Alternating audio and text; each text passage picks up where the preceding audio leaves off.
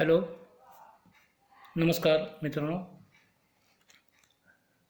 बी ए भाग 3 राज्यशास्त्र विभाग. यापूर्वी तासाला आपण अरिस्टॉटल हा विचारवंत पेपर नंबर 11 याची सुरुवात केली होती. अरिस्टॉटलचे जीवन परिचय आणि ग्रंथलेखन हा भाग आपण यापूर्वी सुरू केला होता. मध्यंतरी काही कारणामुळे आपण तास घेऊ शकलो नाही. कारण आपल्याला माहीत असेल की 15 तारखेनंतर बी ए भाग 1 आणि बी ए भाग 2 मधून ज्या विद्यार्थ्यांचे सेमिस्टर 1 आणि सेमिस्टर 3 मध्ये म्हणजेच गेल्या वर्षी जे विद्यार्थी प्रथम वर्षात होते आणि गेल्या वर्षी द्वितीय वर्षात म्हणजे सध्या आपण SY आणि TY मध्ये असेल अशा विद्यार्थ्यांचे जे विषय गेलेले होते, पाठीमागे राहिलेले होते सेमिस्टर 3 आणि 1चे, त्या विषयांची परीक्षा उद्यापासून सुरू होत आहे. त्यामुळं काही कारणाने आपल्याला तास घेता आलेले नाहीत. परंतु उद्यापासून किंवा आजपासून आपण तासाला सुरुवात करतो आहे. अरिस्टॉटल हा प्राचीन ग्रीक विचारवंत, अत्यंत वास्तववादी विचार मांडणारा विचारवंत, तसेच तो आपल्या राज्यशास्त्र विषयाचा जनक म्हणून ओळखला जातो. अरिस्टॉटल हा प्लेटोचा शिष्य आहे. त्याने वेगवेगळ्या देशांच्या प्राचीन ग्रीक नगर राज्यांच्या कालखंडामध्ये 158 देशांचा राज्यघटनांचा अभ्यास केला आणि त्याने राज्यशास्त्रासंबंधी जे विचार मांडले, अर्थात त्याचे गुरु प्लेटो यांनीही राज्यशास्त्रासंबंधीचे विचार मांडले होते. त्यांनी त्यासाठी अकॅडमी स्थापन केली होती. परंतु प्लेटोचे विचार हे आदर्शवादी स्वरूपाचे होते. प्लेटोला अंतिम कालखंडामध्ये म्हणजे वयाच्या उत्तरार्ध कालखंडामध्ये आपले विचार वास्तवात येऊ शकणार नाहीत यासंबंधीची कल्पना आली आणि त्याने दी लॉज या ग्रंथामध्ये अगदी उपआदर्श राज्यासाठी जे विचार त्याने व्यक्त केले त्यावरून दिसत येतं की त्याने जे विचार मांडले त्यामध्ये शिक्षणविषयक विचार असेल, आदर्श राज्य असेल, तत्त्वज्ञ राज्यकर्ता असेल, साम्यवादासंबंधीचे विचार असतील, असे जे विविध विचार मांडले, त्या विचारातून असं दिसून येतं की ते आदर्श भक्त होतं की आदर्श राज्य निर्माण करण्यासाठी काय करता येईल याचे विचार मांडण्याचा प्रयत्न केलेला होता. आणि त्याचे शिष्य अरिस्टॉटल यांनी मात्र वास्तववादी विचार या ठिकाणी मांडलेले दिसून येतात. अरिस्टॉटल यांनी जे विचार मांडले किंवा त्याच्या पाठीमागच्या तासाला आपण जर पाहिलं तर जीवन परिचय हा भाग आपण त्या ठिकाणी पाहिला होता. आज आपण अरिस्टॉटलची अभ्यास पद्धती आणि अरिस्टॉटलने राज्यविषयक जे विचार मांडले ते आपण पाहणार आहोत. अरिस्टॉटलची अभ्यास पद्धती ही तर्कशुद्ध, वैज्ञानिक व वास्तववादी स्वरूपाची होती. विविध विषयावर त्याने शास्त्रीय पद्धतीने अभ्यास करून निष्कर्ष काढले होते. वेगवेगळ्या 158 राज्यघटनांचा शास्त्रशुद्ध आणि तौलनिक पद्धतीने, तुलनात्मक पद्धतीने अभ्यास करून ग्रंथलेखन केलेले आहे. त्यामुळे विविध ज्ञानशाखांमध्ये चिंतन, लेखन केलेला व नैसर्गिक व सामाजिक शास्त्रांचा पाया घालणारा शास्त्रीय व वास्तववादी विचारसरणीचा पहिला महान तत्त्वज्ञ होऊन गेला हे सर्वमान्य झालेलं आहे. नैसर्गिक, भौतिक आणि सामाजिक शास्त्रांचा अभ्यास वास्तव दृष्टिकोनातून करणारा तो अत्यंत श्रेष्ठ प्रतीचा तत्त्वज्ञ होता. अरिस्टॉटलने गणितापेक्षा निरीक्षण, संशोधन, परीक्षण यावरती अधिक भर दिला होता. त्यामध्ये त्याने वास्तववादी विचारसरणी मांडण्याचा प्रयत्न केला. त्याच्या तत्त्वज्ञानात निकोप वास्तववाद आणि तात्विक मुक्त चिंतन यांचे मनोहर संगम झालेले आहेत. अरिस्टॉटलच्या पूर्वी ग्रीक देशात जे जे वैज्ञानिक व तात्विक चिंतन झाले त्या सर्वांचे सुंदर संगम त्यांच्या ग्रंथलेखनात झालेला दिसून येतो. अरिस्टॉटलने विविध शास्त्रांचे वर्गीकरण केले, तसेच राज्याचे शास्त्रशुद्ध वर्गीकरण केले. अरिस्टॉटलच्या अभ्यास पद्धती एवढी तर्कसंगत किंवा शास्त्रशुद्ध आहे की आज 20व्या शतकातील आधुनिक राजकीय विचारून त्याचे वर्गीकरण पायाभूत मानून आपली नवी वर्गीकरणे मांडताना दिसतात. एकंदरीत अरिस्टॉटलने तार्किक, वैज्ञानिक आणि तौलनिक पद्धतीचा अवलंब करून वास्तववादी विचार मांडण्याचा प्रयत्न केलेला दिसून येतो.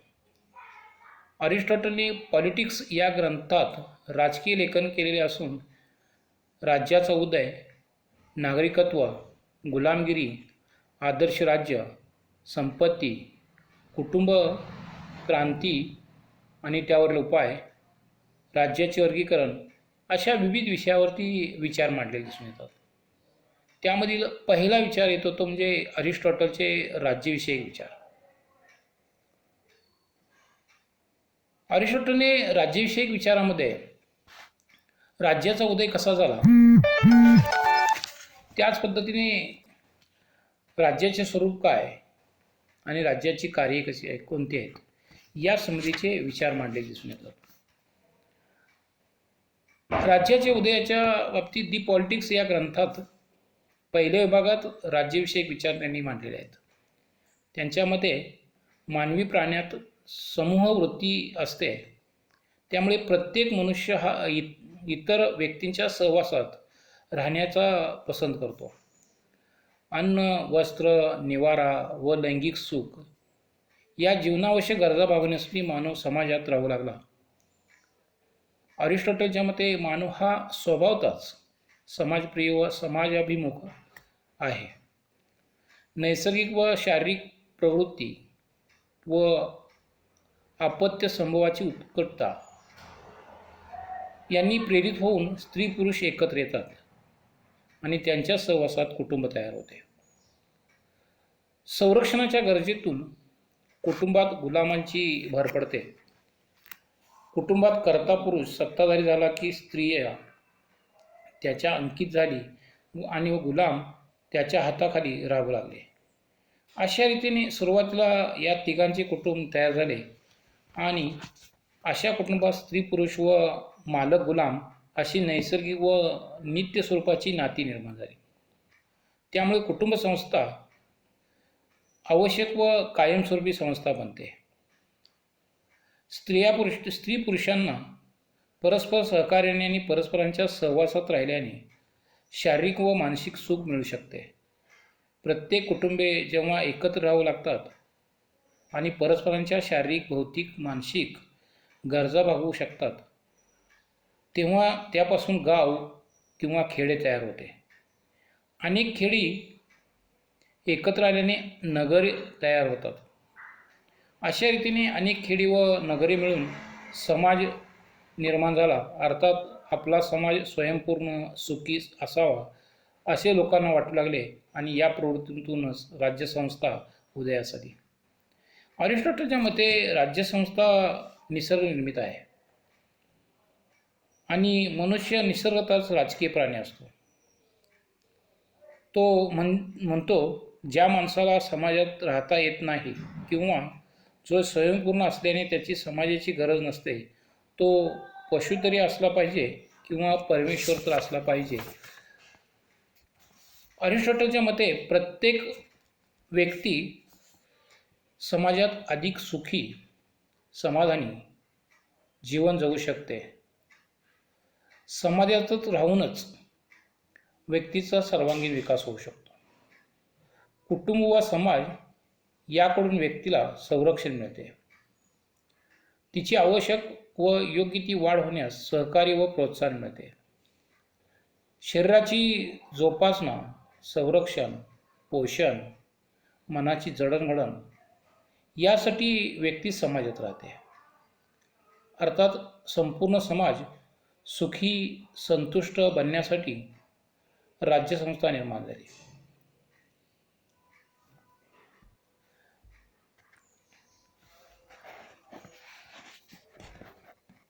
एकंदरीत स्त्री पुरुष संबंध, कुटुंबे, खेडी, नगरे, राज्यसंस्था या नैसर्गिक प्रवृत्तीतून उदयाला आलेल्या आहेत असं अरिस्टॉटलचं मत आहे. थोडक्यात मानव हा सामाजिक प्राणी असल्याने तो आपले कल्याण स्वतंत्रपणे साधू शकत नाही. व्यक्तीचे कल्याण सामाजिक कल्याणाचाच घटक आहे. आणि नीतिशास्त्र ही राज्यशास्त्राची एक शाखा आहे. तेव्हा राज्यात राहून व्यक्तीला आपले कल्याण साधता येते. राज्य हे व्यक्तीच्या कल्याणाचे साधन आहे. अरिस्टॉटलने राज्याचे स्वरूप आणि त्याची कार्ये सुद्धा स्पष्ट केले आहेत. अरिस्टॉटलने राज्यसंस्थाची व्याख्या अशी केली आहे की सुखी व सन्मानयुक्त जीवन हे परिपूर्ण व स्वयंपूर्ण जीवन असे ध्येय मानणारा अनेक कुटुंबांचा आणि खेड्यांचा जो संघ त्यास राज्य असे म्हणतात. व्यक्ती हा त्याचा एक भाग आहे. व्यक्तीच्या व्यक्तिमत्वाचा विकास राज्यात होत असतो. राज्य हे स्वयंपूर्ण व परिपूर्ण असते. म्हणजेच मानवी विकासाला ज्या ज्या गोष्टींची साधनांची गरज असते त्या त्या सर्व गोष्टी राज्यात उपलब्ध होतात. नागरिकांना सुखी जीवन प्राप्त करून देणे राज्याचे मुख्य ध्येय असते. राज्याचे स्वरूप विशद करताना अरिस्टॉटलने सेंद्रिय कल्पना मान्य केलेली आहे. व्यक्तीमध्ये ज्या प्रकारचे गुण असतात त्याच प्रकारचे गुण राज्यातही असतात. कायदा, राज्य, न्याय, सैन्य, नागरिक अशा विविध घटकांचे मिळून राज्य निर्माण होते. त्यामुळे राज्याचे स्वरूप मानवी शरीरातील अवयव व त्याचे कार्य याप्रमाणे चालते. अरिस्टॉटलने राज्य व प्राणी शरीर या दोहोत तुलना केलेली नसली तरी राज्यसंस्था जेव्हा आदर्श असते तेव्हा ती एखाद्या मध्यम सदृढ बांध्याच्या मनुष्याप्रमाणे असते असं वर्णन केलेलं आहे. अरिस्टॉटलच्या मते राज्यातच व्यक्तीचा बुद्धीचा आणि सुप्त गुणांचा विकास होत असतो. बुद्धी ही मानवाचे सर्वोच्च वरदान आहे व तिचा वापर योग्य प्रकारे करून व्यक्तीने आपला विकास करून घेतला पाहिजे. अर्थात राज्याने व्यक्तिविकासाला पूरक व पोषक अशी संधी उपलब्ध करून दिली पाहिजे. अरिस्टॉटलच्या मते मनुष्य म्हणजे गुणदोषांचा समन्वय होय. राज्याने मानवी दोषावर नियंत्रण ठेवून मानवी गुणांचा विकास साधला पाहिजे. त्यासाठी राज्याने शिक्षणाचे कार्य सुरू करावे. राज्यातील लोकांचा शारीरिक, बौद्धिक व नैतिक विकास घडवून आणण्यासाठी शिक्षण हे प्रभावी साधन आहे अशी अरिस्टॉटलची धारणा आहे. राज्यसंस्था निसर्गनिर्मित आहे असे म्हणण्यातच तिच्या मानवी इच्छांचा गरजांचा हात नाही असे अरिस्टॉटलला म्हणावायचे नव्हते. राज्यसंस्था ही इतर संस्थांच्या प्रमाणेच मानवाने आपल्या इच्छेतून निर्माण केलेली आहे. मानवी प्रवृत्तीतून मानवी गरजा, मानवी इच्छा प्रकट होत असतात आणि या गरजांची पूर्तता राज्यसंस्था यांच्याकडून होत असते. गरजांची पूर्तता करण्यासाठी मानव आपल्याला हवे तसे राज्यसंस्थेचे स्वरूप तयार करून घेतो. नैसर्गिक परिस्थिती व तिचे नियंत्रण या दृष्टिकोनातून राज्यकर्ते राज्यकारभार करतात. ते निसर्ग नियमांच्या व नैसर्गिक परिस्थितीच्या विरुद्ध जाऊ शकत नाहीत असे अरिस्टॉटलला सांगावायचे होते. राज्यसंस्था ही नैसर्गिक संस्था असून ती मानवी स्वभावानुसार निर्माण होऊन तिचा विकास होतो असे सांगून अरिस्टॉटलने सोफिस्टी पंथाच्या लोकांची तयार केलेली राज्याचे कृत्रिम व सांकेतिक स्वरूप चुकीचे कसे आहे हे पटवून दिले आहे. एकंदरीत अरिस्टॉटलने मांडलेल्या राज्याच्या उदयाचे व कार्यासंबंधीचे विचार वास्तववादी व तर्कसुसंगत वाटतात. मानवी समूहवृत्तीतून समाज निर्माण झाला आणि मानवाच्या राजकीय प्रवृत्तीतून तो समाज राजकीय बनला व त्याचे राज्यसंस्थेत रूपांतर झाले. हे अरिस्टॉटलचे विचार सर्वमान्य झालेले आहेत. राज्याचे ध्येय स्वयंपूर्ण जीवन असे सांगणारा अरिस्टॉटल आधुनिक काळात राज्याच्या ध्येयाशी निगडीत झालेला दिसून येतो. राज्य हे व्यक्तिविकासाचे साधन आहे, सुखी जीवनाची गुरुकिल्ली आहे. ही आधुनिक राजकीय विचारसरणी अरिस्टॉटलने 2300 वर्षापूर्वी सांगितलेली आहे. अशा प्रकारे आपल्याला अरिस्टॉटलने सांगितलेले राज्यविषयक विचार, त्यामध्ये राज्यसंस्था कशी निर्माण झाली, राज्यसंस्था मानवी गरजेतून निर्माण झाली असं अरिस्टॉटलने सांगितलं आहे. तसंच राज्याचे स्वरूप हे